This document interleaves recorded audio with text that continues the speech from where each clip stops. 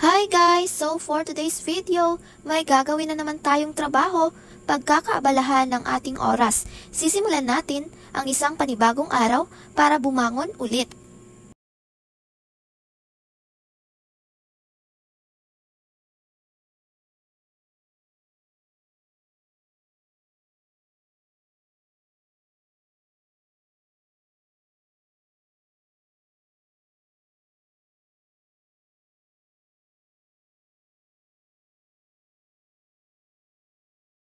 So ayun na nga mga ka-guys, ang gagawin ko ngayon ay magpuputol-putol ng bamboo, 1 foot kada sukat.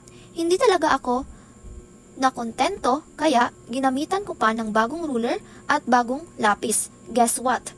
Bagong school supplies ko yan. Tas wala lang, trip ko lang gamitin.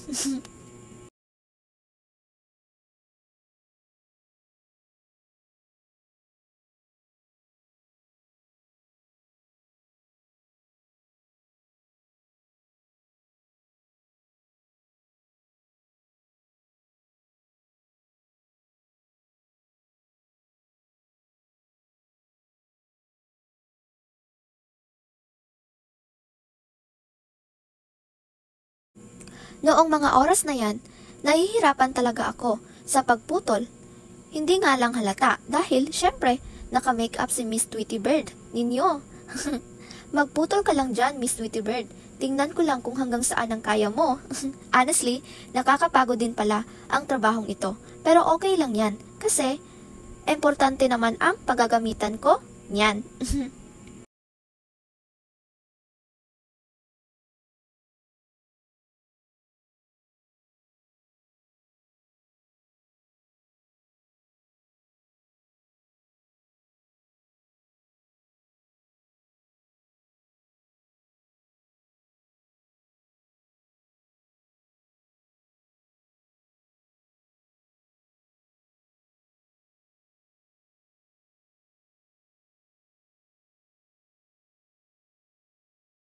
Kasama ko pala dyan si Mama.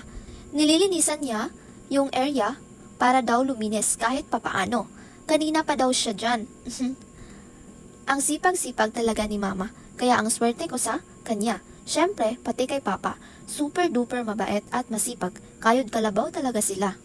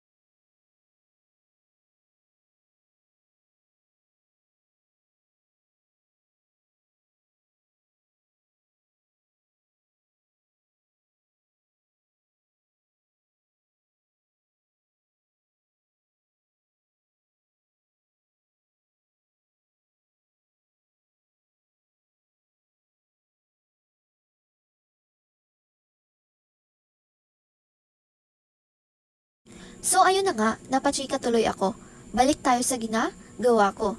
Hindi ko na alam kung tama pa ba yung ginagawa ko dyan.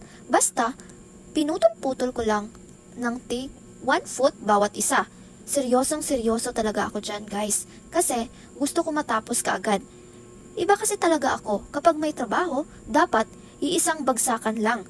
Gusto kong matapos agad para sa ibang araw, ibang gagawin na naman. Napaka-tsekadora ko talaga, no?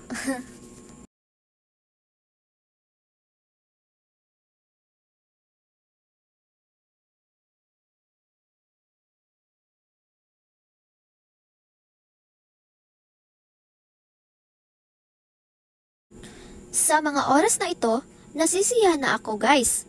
Guess what? Malapit ko nang matapos ang pagputol ng mga bamboo. Pero, huwag ka. May gagawin ka pa, Miss Tweety Bird. Bibiyakin mo pa, yan, na parang stick-stick.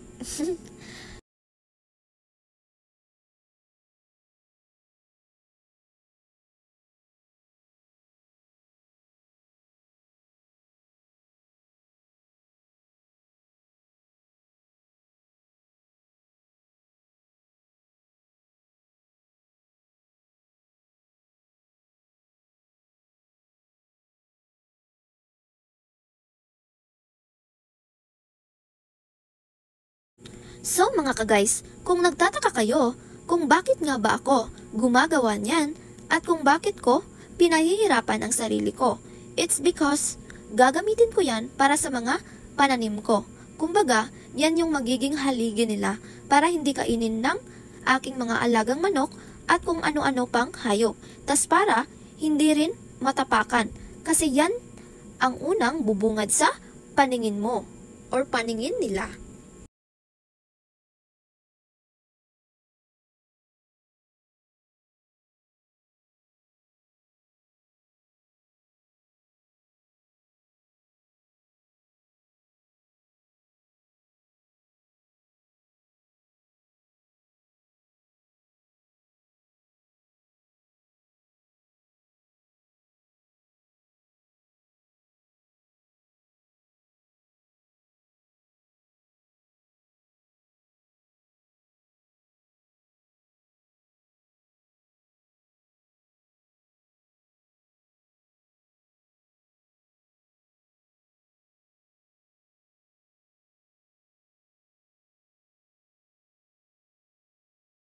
Ang mga itinanim ko lang naman ay sweet corn, okra, at talong.